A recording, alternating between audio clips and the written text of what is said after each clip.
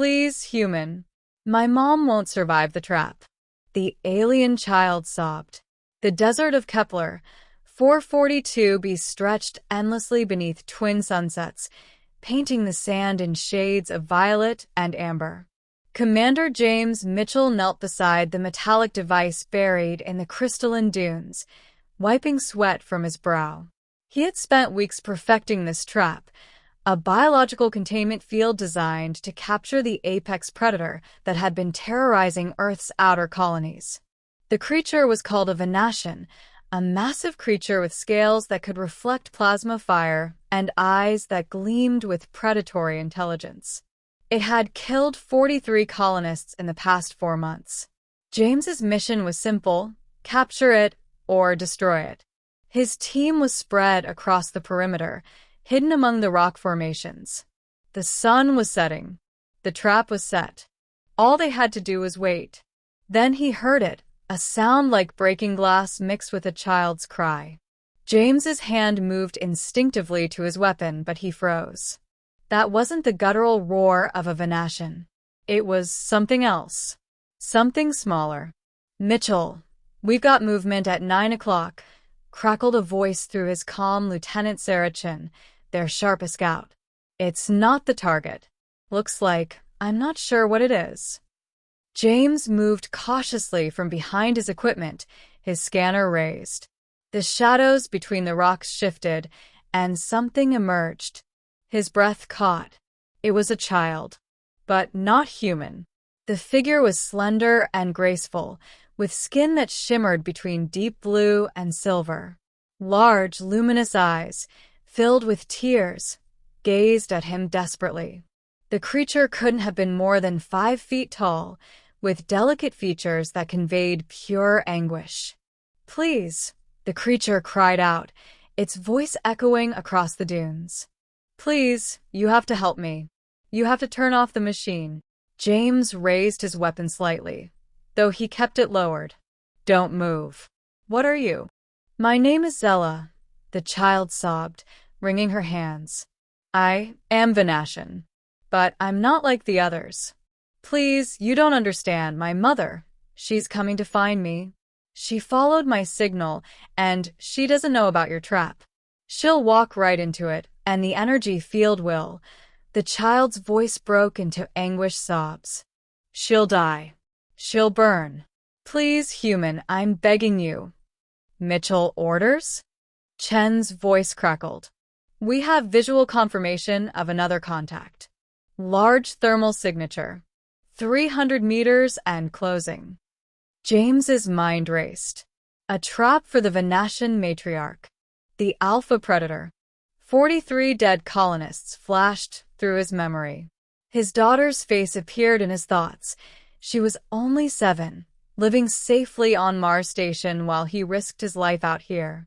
"It's a trick," he said aloud, though doubt gnawed at him. "The creature wants us to disable the trap." "No." Zella fell to her knees in the sand, her body trembling. "No, I'm telling you the truth. My mother would never kill except to protect. She came to this world because I was stolen. The colony hunters took me from our nest when I was sleeping. They were going to sell me to the black market dealers. My mother has been searching for me for weeks. She's not a monster. She's just a mother trying to find her child." James stepped closer, his scanner reading the creature's vital signs. The readings were unusual, but nothing overtly threatening. The child's heart rate was elevated, her adrenaline spiked, all consistent with genuine fear. "Mom," Zella screamed suddenly, pointing toward the approaching thermal signature. "Mom, stop. It's a trap." Through his visor's magnification, James could see it now. A massive creature cresting the nearest dune, moving with purposeful strides. The Venatian. Its scales caught the dying sunlight and threw it back in shimmering waves. It was magnificent and terrifying. And it was moving directly toward the containment field's activation zone.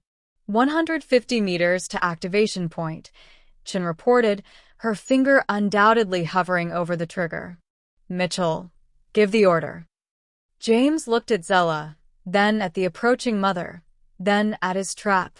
Weeks of work, millions in equipment, the fate of the colony in the balance.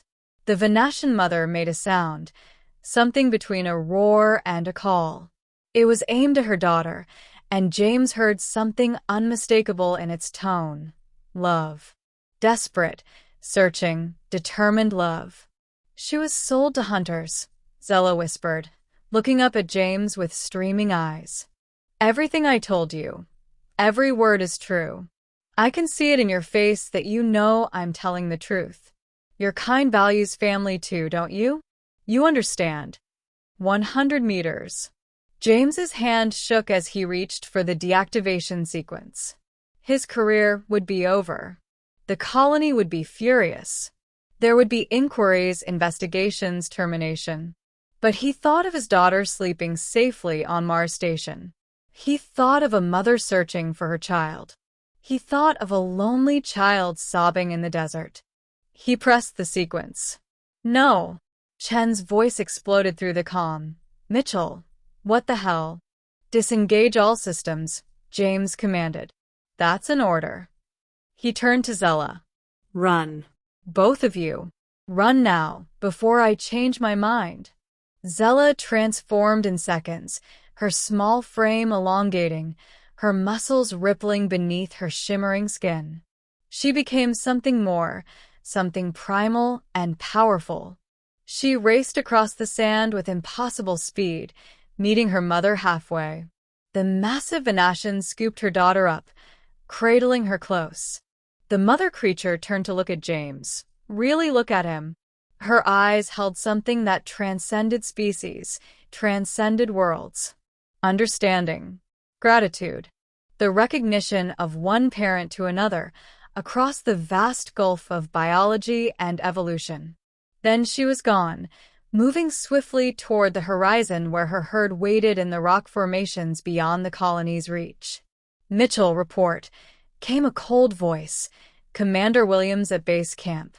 We're reading a shutdown on all trap systems. Explain yourself.